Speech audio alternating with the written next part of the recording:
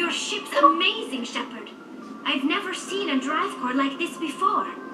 I can't believe you were able to fit it into a ship this small. I'm starting to understand why you humans have been so successful. I had no idea Alliance vessels were so advanced. The ship is special. Not only they're not guaranteeing crash us. The Normandy's a prototype. Cutting-edge technology. Yep. A month ago, I was patching a makeshift fuel line into a converted tug ship in the flotilla. Now, I'm sitting on board one of the most advanced vessels in Citadel space. I have to thank you again for bringing me along. Traveling on a vessel like this is a dream come true for me. You're into ships? I had no idea you found ship technology so interesting. Yeah. It comes with being a Quarian. The migrant fleet is the key to the survival of my people. Ships are our most valuable resource. But we don't have anything like this. We make do with cast-offs and second-hand equipment. We just try to keep them running for as long as we can. Some of the fleet's larger vessels date all the way back to our original flight from the Geth. So that's 300 years ago. I can't believe your fleet's still using ships that are 3 centuries old. They're constantly being repaired, modified, and refitted. They aren't pretty, but they work. Mostly. We've tried to make ourselves as independent as possible on the flotilla. Grow our own food, mine, and process our own fuel. But some things we just can't make on our own. A patch to maintain the hull integrity requires raw materials we just don't have. That's why our pilgrimages are so important. Quarians? Tell me about your people. Yeah. Our lives aren't easy. Resources are scarce, and we are constantly on the move. Everything we do must in some way contribute to the continuation of the migrant fleet. There are 17 million Quarians in the flotilla, and each of us relies on the others for survival. The bonds among my people are strong.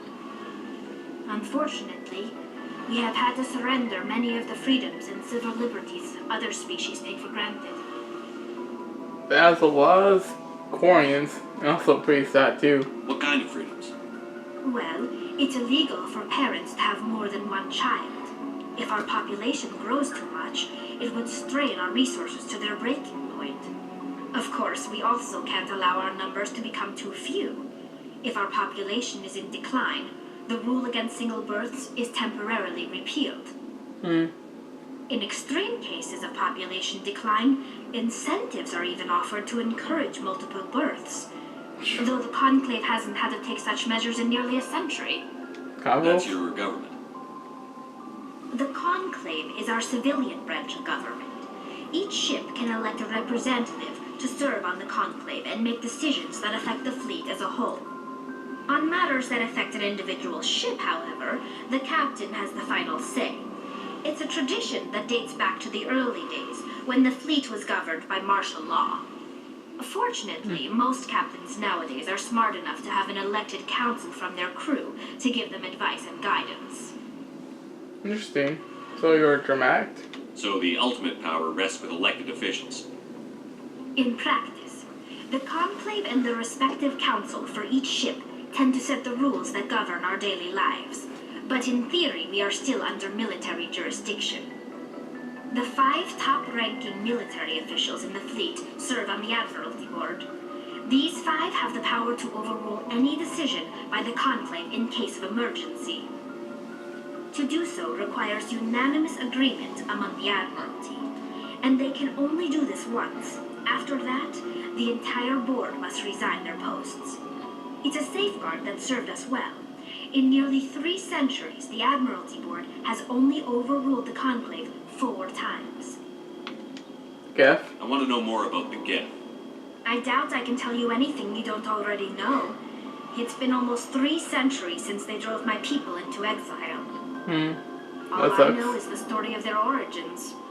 What they were when we created them, and how they turned on us. Tell me. Interesting. The Geth were originally created to serve as an automated manual labor force. Initially, their intelligence was as limited as any VI. Yeah. Over time, we made small modifications to their programming to allow them to perform more varied and complex tasks, bringing them closer and closer to true AI status. That was a mistake, isn't it? AI illegal though? How come the council didn't step in and stop you? Yeah. This wasn't true AI research. We may have been skirting the bounds of the law, but we never did anything that was actually illegal. The changes were so insignificant, so gradual, that we were able to control them. Or so we thought. But one thing we underestimated was the power of the neural network. A million Geth thinking simultaneously created an inherently unstable matrix. What did they turn on you? What made them rebel? Yeah. As we built more and more Geth, their effective intelligence became more sophisticated, more abstract. One day, a Geth began to ask its Quarian overseer questions about the nature of its existence. Yeah. Am I alive? Why am I here? What is my purpose? Some more As you can questions. imagine, this caused a near panic among my people. Why? It's just wanna know. This is a simple question. Wanna know why it's here, what's life, what's the purpose? Cause like, it's a normal thing. Everyone asks that type of questions. Just be honest though. I don't see what's so bad about those questions. Yeah. The Geth were created to engage in mundane, repetitive, or dangerous manual labor. That's fine for machines, but it won't satisfy a sentient being for long. The Geth were showing signs of rudimentary self-awareness and independent thought. If the Geth were intelligent, then we were essentially using them as slaves. It was inevitable the newly sentient Geth would rebel against their situation. We knew they would rise up against us, so we acted first. A general order went out across all Quarian-controlled systems to permanently deactivate all Geth.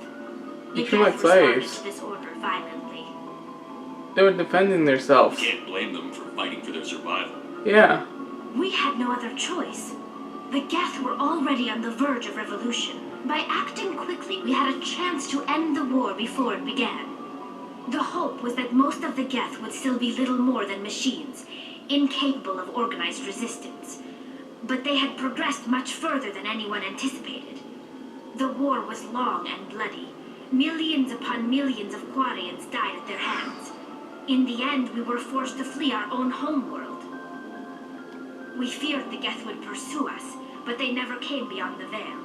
Yeah. Now we drift through space, exiled, searching for a way to reclaim what was once ours. They were defending themselves? It's hard to feel sorry for you. Your ancestors tried to wipe out another species.